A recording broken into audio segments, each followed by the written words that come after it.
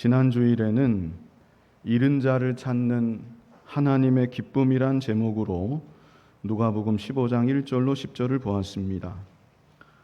바리새인과 서기관들은 예수님께서 죄인들을 영접하시고 그리고 그들과 함께 식사하시며 교제하시는 모습을 볼 때 뒤에서 수군거리며 예수님을 비난했습니다.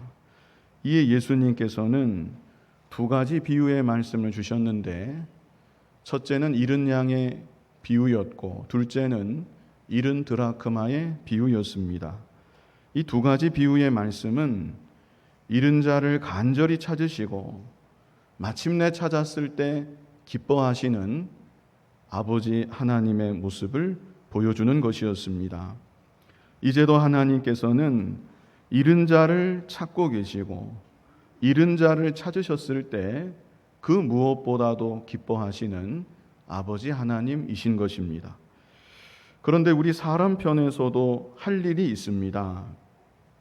그것은 회개하고 하나님께 돌아가는 것입니다. 이에 대하여 7절과 10절이 말씀하고 있습니다. 우리 먼저 누가복음 15장 7절을 같이 한번 읽어보겠습니다. 내가 너희에게 이르노니 이와 같이 죄인 한 사람이 회개하면 하늘에서는 회개할 것 없는 의인 99으로 말미암아 기뻐하는 것보다 더하리라. 10절도 읽어보겠습니다.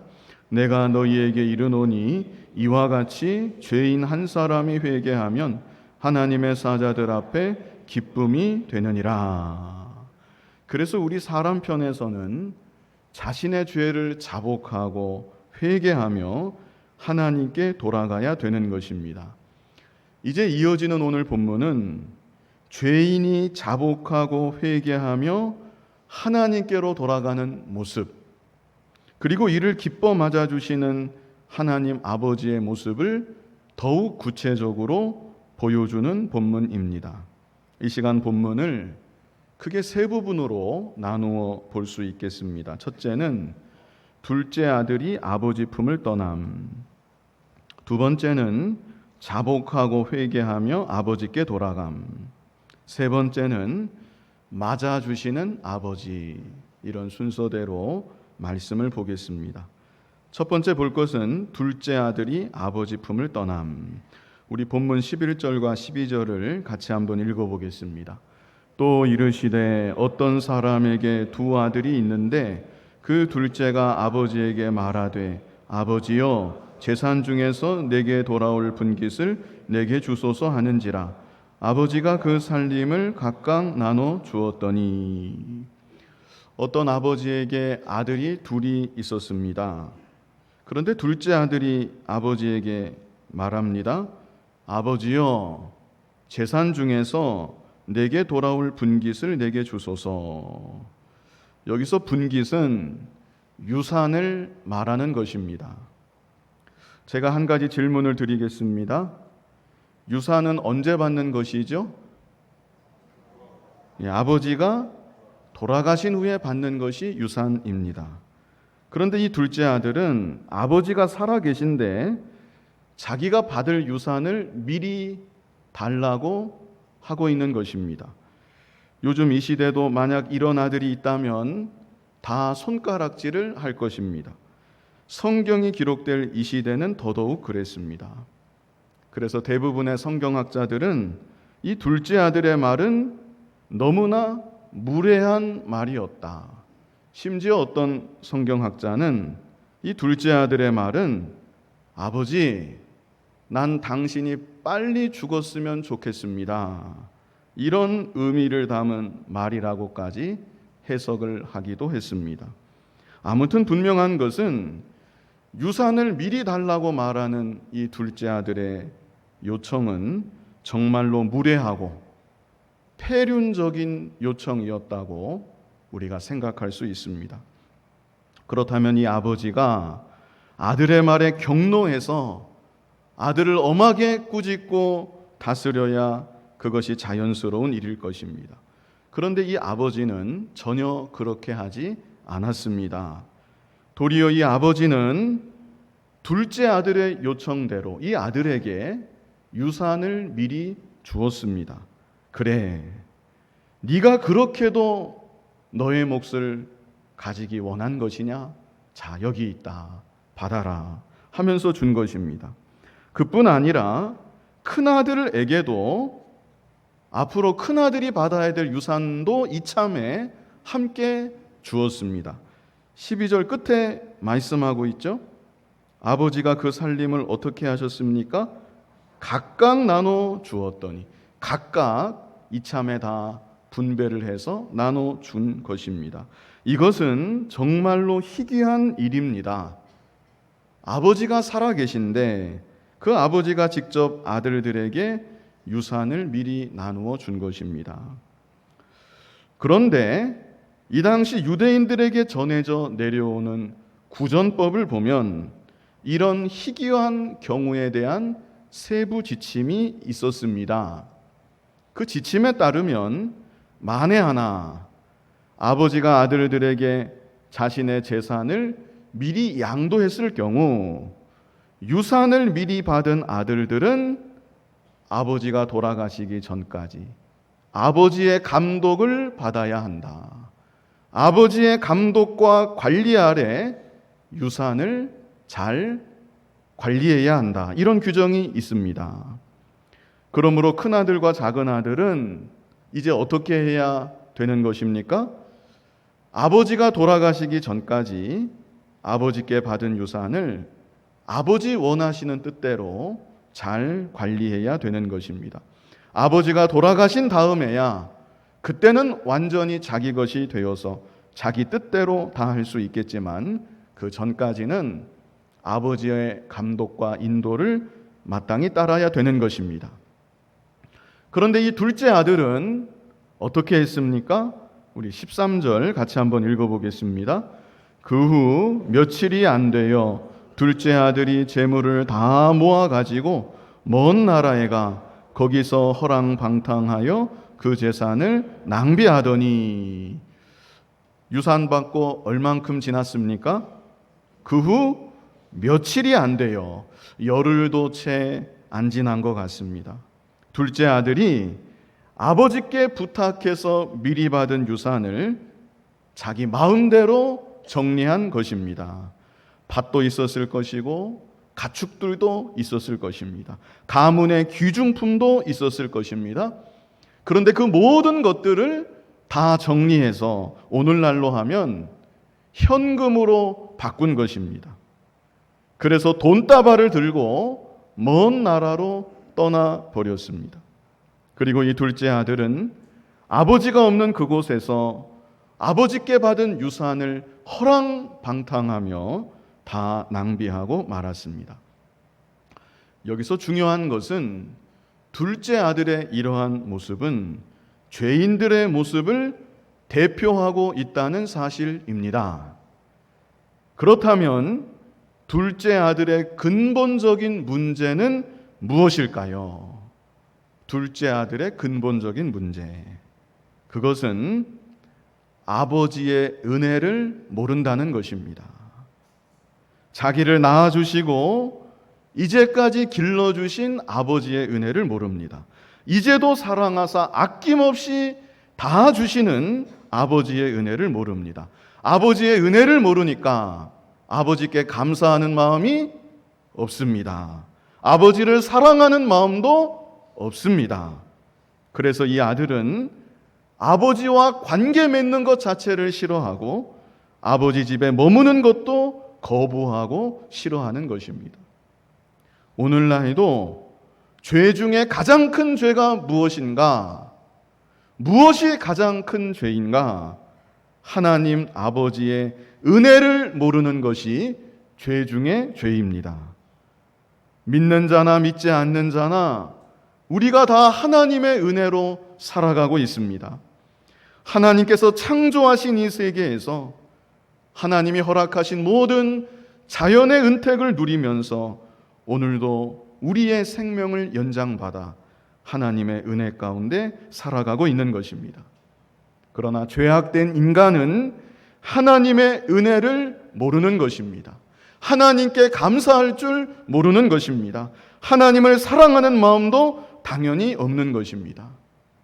하나님 아버지와 관계 맺는 것 자체를 싫어하고 하나님의 사랑을 조금 안다 할지라도 그 사랑을 간섭으로 생각하고 하나님 집에 머무는 것 자체를 거부하고 싫어하는 것입니다. 결국에는 하나님의 품을 떠나서 하나님 없는 곳에 가서 허랑방탕하며 낭비하고 살아갑니다. 꼭 재산을 다 탕진해야 허랑방탕한 것이 아닙니다. 하나님을 떠난 인생은 그 인생 자체가 전부가 다 허랑방탕하고 낭비하는 인생인 것입니다. 하나님께서 모든 것을 다 주셨는데 생명을 주시고 건강을 주시고 물질과 시간, 은사들을 다 나에게 주셨는데 그것으로 하나님 뜻대로 바르게 사용하지 않으니까 그것이 곧 허랑방탕하고 낭비하는 모습인 것입니다. 그러다가 결국 어떻게 되었는가? 본문 14절 같이 한번 읽어보겠습니다. 다 없앤 후 그 나라에 크게 흉년이 들어 그가 비로소 궁핍한지라. 둘째 아들이 어떻게 했습니까? 아버지 유산을 다 어떻게 했습니까? 없앴습니다. 다 쓰고 만 것입니다. 이제 더 이상 남은 것이 없습니다. 그런데 설상가상으로 그 나라에 큰 흉년이 들었습니다.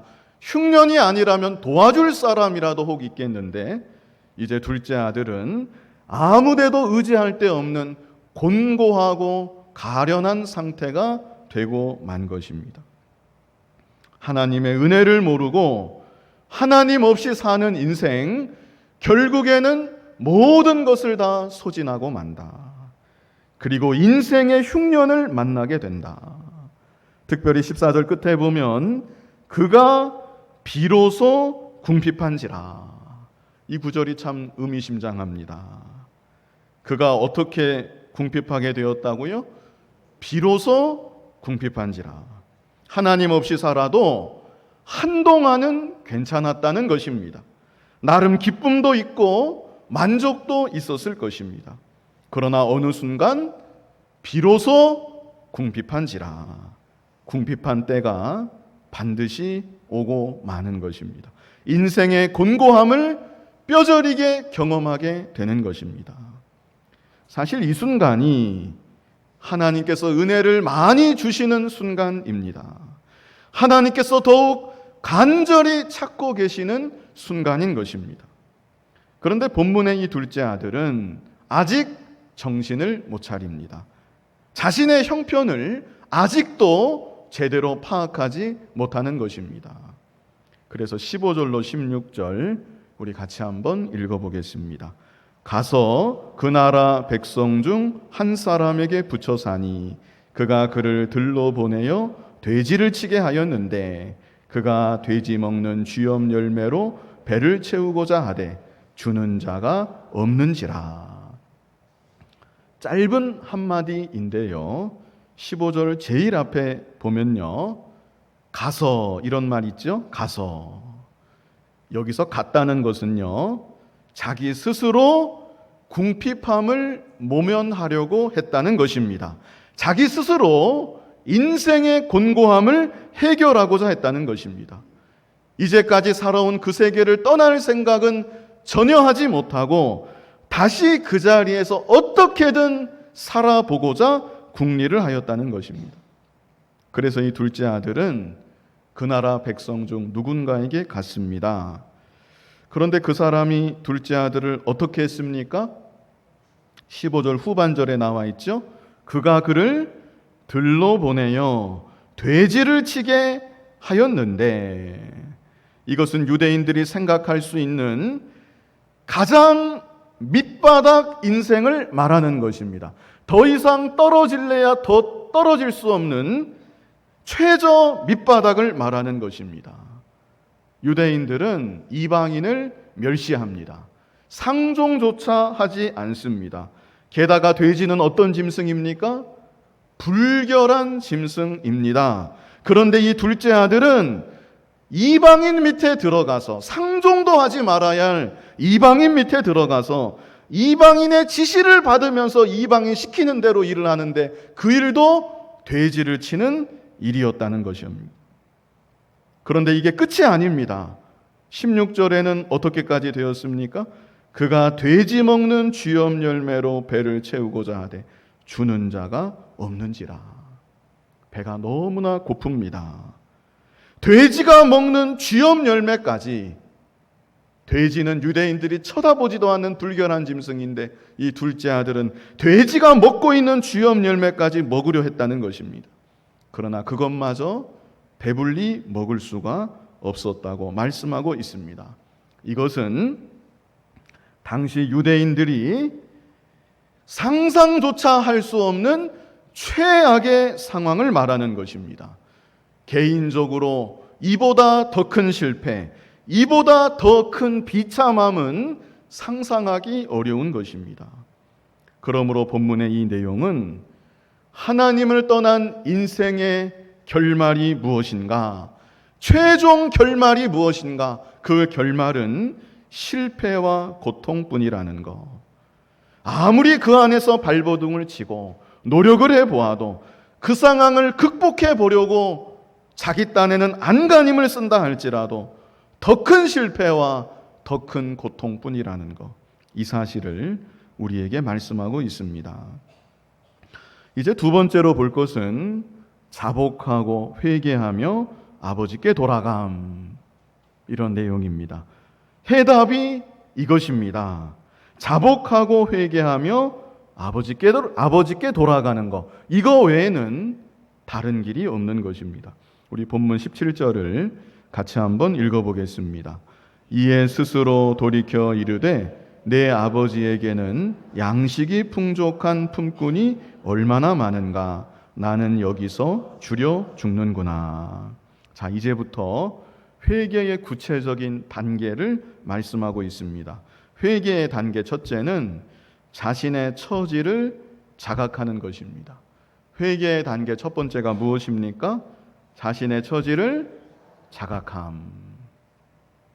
물론 17절을 보면요, 순서상 내 아버지에게는 양식이 풍족한 품꾼이 얼마나 많은가, 이 말이 먼저 나오지요. 그런데 사실 내면에서는 자신의 처지를 자각하는 것이 먼저입니다. 자신의 처지를 자각할 때 내 아버지에게는 양식이 풍족한 품꾼이 얼마나 많은가, 이런 말이 나오게 되는 것입니다. 그래서 회개의 단계 첫째는 자신의 처지를 자각함. 자신의 처지가 무엇입니까? 아버지 품을 떠나서 잘 되었습니까? 전혀 그렇지 않습니다. 17절 끝에 있는 대로 줄이고 있고 죽어가고 있습니다. 죄를 지음으로 곤고한 가운데 있는 것입니다. 궁핍한 상황에 처해 있는 것입니다. 그리고 죄값으로 죽음과 멸망이 점점 더 다가오고 있는 것입니다. 이렇게 자신의 처지를 바르게 자각하는 것, 이것이 회개의 첫 번째 단계입니다. 우리가 하나님의 말씀을 읽거나 들을 때 말씀의 기준에서 자기 자신을 바라봐야 합니다. 세상이 기준이 되고 다른 사람의 평가가 기준이 되고 자기 생각이 기준이 되면 안 됩니다. 오직 기록된 말씀이 기준이 되어서 그 기준으로 자기 자신을 바라봐야 합니다. 그럴 때 말씀에 도달하지 못하고 말씀에 맞지 못한 나의 모습을 발견하게 됩니다. 나의 처지를 정확하게 자각할 수 있게 되는 것입니다. 그리고 그것이 바로 회개의 첫 번째 단계입니다.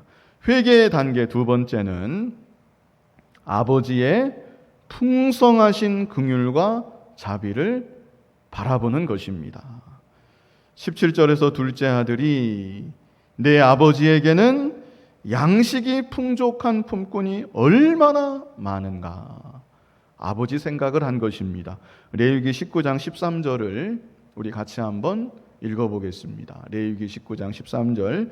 너는 내 이웃을 억압하지 말며 착취하지 말며 품꾼의 삭슬 아침까지 밤새도록 내게 두지 말며. 품꾼의 삭을 제때제때 정확하게 주라는 말씀입니다. 그런데 본문의 이 아버지는 그 정도가 아니라 풍성한 긍휼과 자비를 품꾼들에게 베풀어 주었습니다. 그래서 품꾼들조차 양식이 풍족하였습니다. 우리 아버지 하나님도 긍휼과 자비가 풍성하십니다. 에스겔 18장 23절 우리 같이 한번 읽어보겠습니다. 주 여호와의 말씀이니라. 내가 어찌 악인이 죽는 것을 조금인들 기뻐하랴. 그가 돌이켜 그 길에서 떠나 사는 것을 어찌 기뻐하지 아니하겠느냐. 악인이 죽는 것을 조금도 기뻐하지 아니하시는 하나님이십니다. 아무리 악한 인간이라 할지라도 돌이켜 회개하는 것을 기다리고 계시고 돌이켜 회개할 때 기뻐하시는 긍휼과 자비가 풍성하신 하나님이신 것입니다. 그러므로 하나님의 자녀된 우리들은 어떤 형편에 처해 있든지 혹 큰 죄를 지어서 돌이킬 수 없는 상황 가운데 있다 할지라도 막심한 고난 가운데 있다 할지라도 하나님의 풍성하신 긍휼과 자비를 바라봐야 합니다. 다니엘 9장 18절을 우리 같이 한번 읽어보겠습니다. 나의 하나님이여 귀를 기울여 들으시며 눈을 떠서 우리의 황폐한 상황과 주의 이름으로 일컫는 성을 보옵소서. 우리가 주 앞에 간구하옵는 것은 우리의 공의를 의지하여 하는 것이 아니요 주의 큰 긍휼을 의지하여 함이니이다. 아멘. 다니엘이 이스라엘 백성들을 위해서 기도하는데 그들에게는 하나님께 보여드릴 공의가 조금도 없었습니다. 그럴지라도 다니엘이 하나님 앞에 기도하는데 우리가 주 앞에 간구하옵는 것은 우리의 공의를 의지하여 하는 것이 아니요 주의 큰 긍휼을 의지하여 함이니이다. 오늘날 우리들도 하나님 앞에서 내세울 것이 아무것도 없습니다. 나의 형편과 처지로는 둘째 아들과 같아서 아버지를 바라볼 그런 용기조차 나지 않습니다. 도저히 용서받을 수가 없는 것입니다. 그러나 그럴지라도 하나님의 무한하신 긍휼과 자비를 우리는 언제나 바라봐야 되는 것입니다. 그래서 회개의 단계 세 번째는 자복하며 아버지께로 돌아감입니다. 주보에는 자복하며가 없지요. 자복하며를 추가해 주시면 좋겠습니다. 자복하며 아버지께로 돌아감. 자, 본문 18절부터 20절 앞부분까지 우리 같이 한번 읽어보겠습니다. 내가 일어나 아버지께 가서 이르기를 아버지 내가 하늘과 아버지께 죄를 지었사오니 지금부터는 아버지의 아들이라 일컬음을 감당하지 못하겠나이다. 나를 품꾼의 하나로 보소서 하리라 하고 이에 일어나서 아버지께로 돌아가니라. 거기까지 보겠습니다. 마침내 둘째 아들이 자복하며 아버지께로 돌아가는 것입니다. 이것이 진정한 회개입니다. 가룟 유다가 예수님을 팔고 난 뒤로 극심한 양심의 가책을 받았습니다. 예수님 팔아서 받은 돈 은30 쓸 수도 없고 자기가 도저히 보관해 둘 수도 없습니다. 그럼에도 가룟 유다는 죄를 자복하지 못했고 하나님께로 끝까지 돌이키지 못했습니다. 그러나 베드로는 예수님을 3번이나 모른다고 부인했지만 하나님께로 다시 돌아갔습니다. 그리고 일생 주님을 위해서 복음을 위해서 죽기까지 충성하며 살아갔던 것입니다. 오늘날 우리들도 무슨 죄를 지었든지 자복하고 하나님께로 돌아가면 되는 것입니다. 아직 예수님을 믿지 않는 사람이라면 자신의 죄를 자복하고 예수님을 믿어야 합니다. 그것이 하나님 아버지께로 돌아가는 것입니다. 이미 믿은 사람이라 할지라도 자신의 불완전한 삶, 하나님의 품을 떠나서 죄 가운데 방황하던 삶을 청산하고 죄를 자복하며 하나님께로 더욱 가까이 나아가야 되는 것입니다. 그런데 18절로 19절을 다시 보면요, 죄를 이렇게 자복하면서 하나님께 돌아가는 자의 중요한 특징이 드러나 있습니다. 우리 18절로 19절 다시 한번 읽어보겠습니다. 내가 일어나 아버지께 가서 이르기를 아버지, 내가 하늘과 아버지께 죄를 지었사오니 지금부터는 아버지의 아들이라 일컬음을 감당하지 못하겠나이다. 나를 품꾼의 하나로 보소서 하리라 하고. 자신의 죄를 자복한 사람은 그 태도가 어떻습니까? 지극히 겸손하게 되는 것입니다. 이 둘째 아들이 집을 나서기 전에는 자신의 유산을 미리 달라고 당당하게 요구했습니다. 그런데 그랬던 이 사람이 이제는 겸손해졌습니다. 나를 품꾼의 하나로 보소서 하리라. 나는 아들로서 자격이 없는 사람입니다. 그저 품꾼의 하나로 여겨주시고 저를 받아만 주신다면 저는 감사하겠습니다. 이것이 진정으로 자신의 죄를 자복하며 회개하는 사람의 모습인 것입니다. 아직도 마음이 교만하고 목이 뻣뻣하다면 자신의 죄를 자복하지 않은 것입니다. 하나님께로 온전히 돌아가지 않은 것입니다. 우리는 다른 사람 볼 것 없이 내 자신이 날마다 나의 처지를 자각하고 나의 죄를 자복하며 긍휼과 자비가 풍성하신 하나님 아버지께로 더욱 겸손한 모습이 되어 점점 더 가까이 나아가야 되겠습니다. 이제 마지막 세 번째는 맞아주시는 아버지입니다. 맞아주시는 아버지. 기다리시는 아버지라고 할까 생각하다가 맞아주시는 아버지 이렇게 고쳤습니다. 사실 아버지는 맞아주시기 이전에 집 떠난 아들을 어떻게 하고 계셨습니까? 기다리고 계셨던 것입니다. 여기 20절에 그런 구절이 있죠. 아직도 거리가 먼데 아버지가 그를 어떻게 했습니까? 그를 보고 아버지가 아들을 보았습니다. 자신의 마음에 비수를 꽂고 은혜와 사랑을 배신하여 유산을 챙겨서 달아나듯 집을 나간 아들이었지만 아버지는 이 아들을 기다리고 계셨던 것입니다. 언제고 다시 돌아올까 아들을 기다리신 아버지이십니다. 그러다가 마침내 아들의 모습이 보였습니다. 그때 아버지가 어떻게 하십니까? 아직도 거리가 먼데 아버지가 그를 보고 그 다음에 어떻게 하세요? 측은히 여겨 달려가 목을 안고 입을 맞추니. 아들은 아직 저 멀리 떨어져 있습니다. 그런데 아버지가 어떻게 하십니까? 아들을 향해서 달려 나아가시는 것입니다. 오늘날은 이렇게 달려가는 것 자체가 문제가 되지 않습니다. 그러나 이 시대는 다릅니다. 어느 정도 품위가 있고 나이가 찬 어른은 뛰거나 달리는 법이 없습니다. 옛날에 우리나라 선비들도 그랬습니다. 달리는 것은 천한 것들이나 하는 것이지 고귀한 양반들은 달리는 법이 없었습니다. 그러므로 이 아버지의 행동은 자신의 체면과 위신을 다 던져버리는 행동인 것입니다. 더구나 돌아오는 이 아들은 유대 사회의 법대로 하면 폐류나입니다. 어떻게 해야 되는가? 아버지 앞에 허리를 조아리고 조심스럽게 다가와야 됩니다.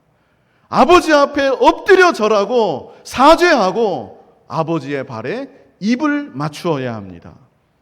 그리고 아버지의 처분만을 기다려야 되는 것입니다. 이것이 그 당시 유대 사회의 상식이었습니다. 그러나 예수님은 뜻밖의 상황을 말씀하고 계신 것입니다. 바리새인들과 서기관들 입장에서도 자기들 상식으로 그렸던 장면이 있었는데 예수님이 말씀하신 이 얘기에는 반전이 있는 것입니다. 기다리고 계셨던 아버지가 아들의 모습을 보자마자 아들을 향해서 달려가는 것입니다. 이것은 굉장한 반전입니다. 그러면 아버지는 왜 달려가셨을까요? 아들을 어서 빨리 보고 싶어서 달려간 면도 분명히 있을 것입니다. 그러나 이 당시 폐륜을 저지르고 집 나간 아들이 발견이 되면 마을 사람들이 가만히 있지 않습니다. 그 아들을 붙잡아다가 때리고 모욕을 주고 마지막에 아버지 앞에 끌어와서 무릎을 꿇리는 것입니다. 그러므로 이 아버지는 행여나 내 아들이 매를 맞을까? 행여나 내 아들이 그런 모욕을 당할까?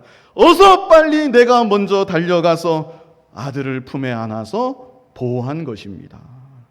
그리고 모두가 보란 듯이 그 아들의 목을 안고 입을 맞추었습니다. 죄인된 우리가 회개하며 하나님께로 돌아갈 때 우리 아버지 하나님도 기쁨으로 달려가서 우리를 맞아주시고 원수 마귀의 공격으로부터 우리를 품에 안아서 보호하여 주시는 것입니다. 그때 아들이 말합니다. 21절에 아들이 말하지요. 아들이 이르되, 아버지 품속에서 말하는 거예요. 아버지, 내가 하늘과 아버지께 죄를 지었사오니 지금부터는 아버지의 아들이라 일컬음을 감당하지 못하겠나이다. 그 다음에 끝에 뭐라고 그래요? 하나 그랬죠? 그러나 아들은 이렇게 말하는데 아버지는 듣는 둥 마는 둥 하시는 것입니다. 아버지가 듣기 싫어서 이러시는 것이 아니라 이미 족하다는 것입니다. 무엇으로 족합니까? 아들이 어떻게 한 것만으로, 돌아온 것만으로 아버지는 족하다는 것입니다. 너 그런 말 나에게 할 필요도 없다는 것입니다. 그리고 아버지가 말씀하십니다. 22절을 같이 읽어보겠습니다. 아버지는 종들에게 이르되 제일 좋은 옷을 내어다가 입히고 손에 가락지를 끼우고 발에 신을 신기라. 이것은 돌아온 이 아들을 종이나 품꾼이 아니라 완전한 나의 아들로 받아주신다는 것입니다. 아버지의 상속자로서 그 권위를 여전히 인정하고 계시고 세워주고 계신 것입니다. 마지막 23절로 24절 우리 같이 읽어보겠습니다. 그리고 살찐 송아지를 끌어다가 잡으라. 우리가 먹고 즐기자. 이 내 아들은 죽었다가 다시 살아났으며 내가 잃었다가 다시 얻었노라 하니 그들이 즐거워하더라. 그리고 아버지는 돌아온 아들로 인하여서 기쁨의 큰 잔치를 베풀며 즐거워하였습니다. 이 시간 예수님께서 들려주신 아버지와 두 아들 비유 전반부 내용만 같이 보았습니다. 크게 세 부분으로 보았는데요. 첫 번째 내용은 무엇이었습니까? 둘째 아들이 아버지 품을 떠남, 죄인들의 모습을 대표하는 것입니다. 둘째 아들의 근본적인 문제가 무엇입니까? 아버지의 은혜를 모르는 것이 근본적인 문제입니다. 오늘날도 죄 중에 가장 큰 죄는 하나님 아버지의 은혜를 모르는 것입니다. 그래서 하나님 아버지께 감사할 줄 모르고 하나님 아버지를 사랑하지도 않고 하나님 아버지와 관계 맺는 것 자체를 싫어하는 것이 죄 중에 죄인 것입니다. 아버지 품을 떠난 둘째 아들, 그 결말은 실패와 고통뿐이었습니다. 그때 두 번째로 자복하고 회개하며 아버지께 돌아감.